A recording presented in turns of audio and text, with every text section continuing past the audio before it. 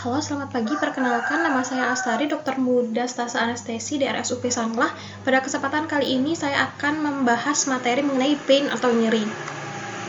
Di mana pain atau nyeri ini merupakan suatu sensasi atau pengalaman sensorik dan emosional yang tidak menyenangkan akibat dari kerusakan jaringan, baik bersifat aktual ataupun potensial, atau hal-hal yang digambarkan sebagai kerusakan tersebut.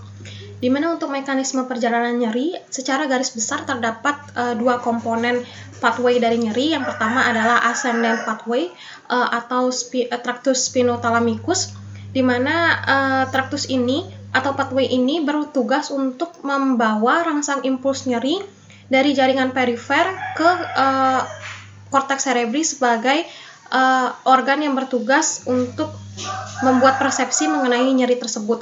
Sementara pathway yang kedua adalah descending pathway, di mana jalur ini bertugas untuk mengontrol dan menginhibisi rangsang nyeri yang dibawa oleh ascending pathway. Here we are only looking at one section of the spinal cord.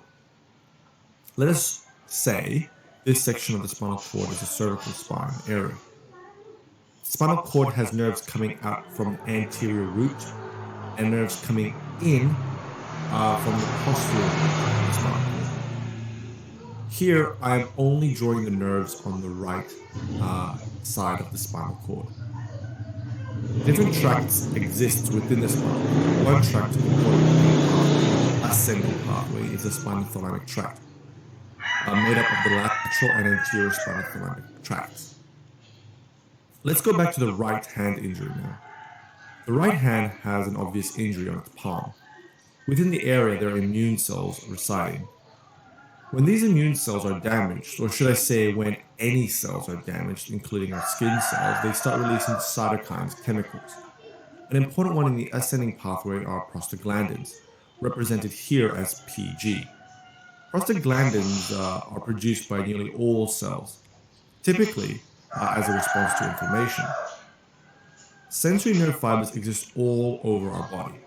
These sensory nerve fibers will respond to prostaglandins and will carry the signal or impulse to the back of the spinal cord or the dorsal horn of the spinal cord.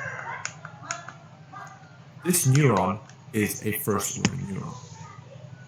Within the dorsal horn of the spinal cord, the first-order neuron will synapse and relay this signal, this impulse to the second neuron. This second neuron, called the second-order neuron, will cross over to the opposite side and will enter the spinothalamic tract. From here, the second-order neuron will continue up, ascending through the remaining spinal cord, through the brainstem, and terminate in the thalamus of the brain. The thalamus is the relay station.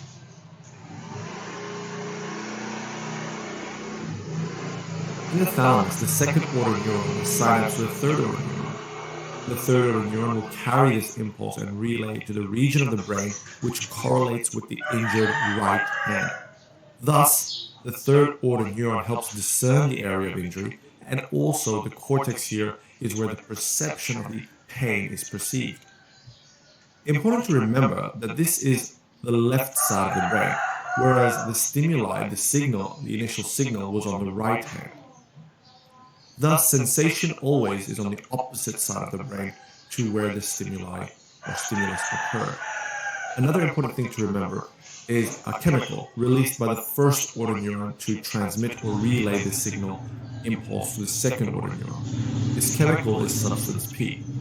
Thus, substance P in this whole area, the dorsal horn of the spinal cord, is an important area for the ascending pathway.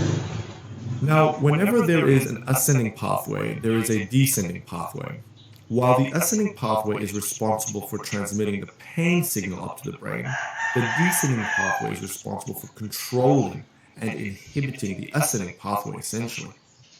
Important areas of the descending pathway include the periaqueductal gray matter of the midbrain and the nucleus rhabdomagneus of the medulla.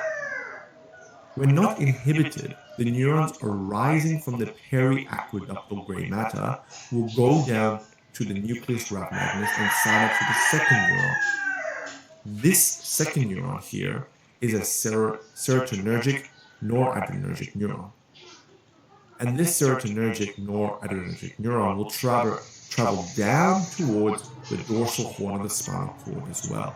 The serotonergic noradrenergic neuron's role, in summary, is to inhibit or control the communication between the first order neuron and the second order neuron of the ascending pathway, and thus help control pain signals. Selanjutnya adalah mengenai instrumen penilaian nyeri, di mana instrumen penilaian nyeri ini terdapat berbagai macam tools atau assessment. Yang pertama adalah VAS atau Visual Analog Scale, di mana untuk menggunakan VAS ini sangat sederhana. Jadi kita bisa membawa alat berupa penggaris atau kertas yang memiliki panjang kira-kira kurang lebih 10 cm, di mana untuk bagian kiri kita asumsikan dan kita beritahu kepada pasien bahwa bagian paling kiri merupakan bagian with no pain atau tanpa rasa nyeri, sementara bagian paling kanan merupakan bagian dengan heaviest pain atau nyeri yang paling paling berat atau dirasakan sangat berat.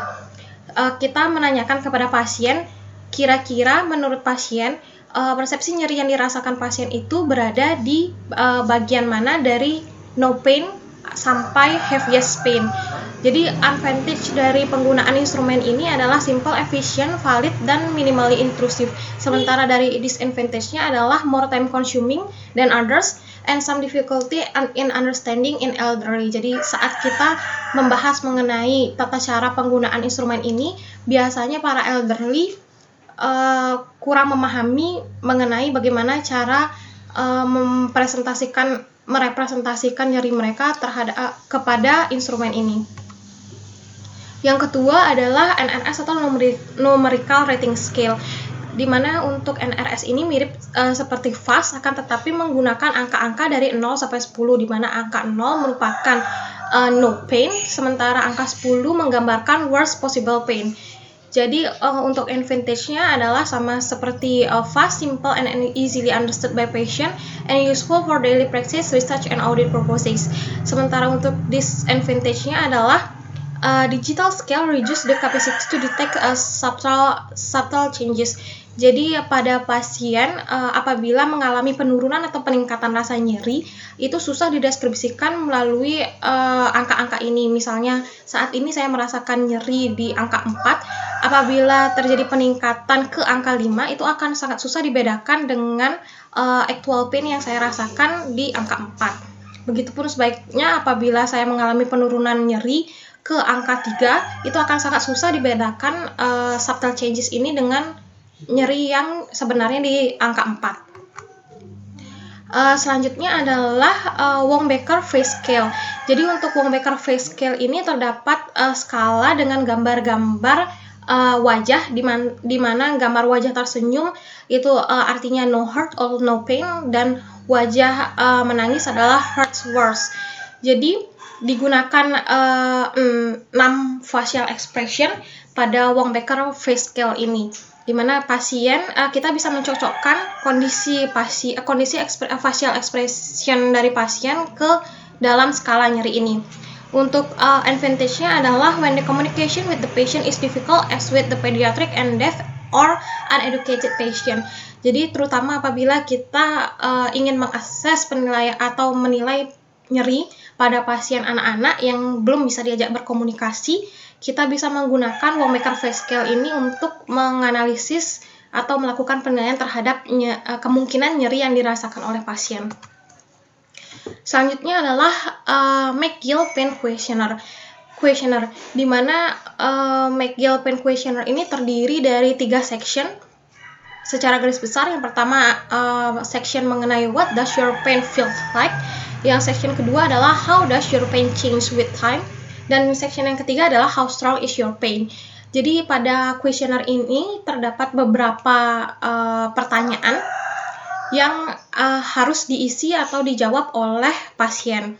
Untuk advantage-nya dari McGill Pain Questionnaire ini adalah tools yang valid, reliable, dan consistent in its ability to assign the pain experience and may be able to discriminate between different types of pain syndromes, sensitive and sensitive to changes in the amount of pain experienced by the patient. Akan tetapi dari disadvantage-nya adalah tingkat kepanjangan atau tingkat banyaknya pertanyaan yang harus dijawab oleh pasien pada kuesioner ini, sehingga memerlukan waktu dari 5 sampai 15 menit untuk mengisi instrumen ini. Selanjutnya adalah pain diary, di mana pain diary ini digunakan untuk merecord pola dan hal-hal yang dapat men-trigger perburukan atau perbaikan dari nyeri yang dirasakan pada pasien, di mana hal ini dapat berguna untuk meningkatkan kontrol dari manajemen pain. Untuk advantage-nya adalah keeping a pain diary can assist to establish pattern of pain, understanding the effective management technique, and improve patient practitioner communication. Selanjutnya adalah tipe-tipe nyeri. Yang pertama adalah nyeri somatik, di mana nyeri somatik ini merupakan nyeri yang terjadi akibat input nociceptif pada bagian superficial dari tubuh kita.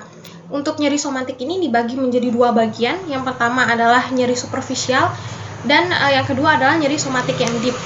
Di mana nyeri somatik yang superficial ini arising from the skin, subcutaneous tissue, and mucous membrane.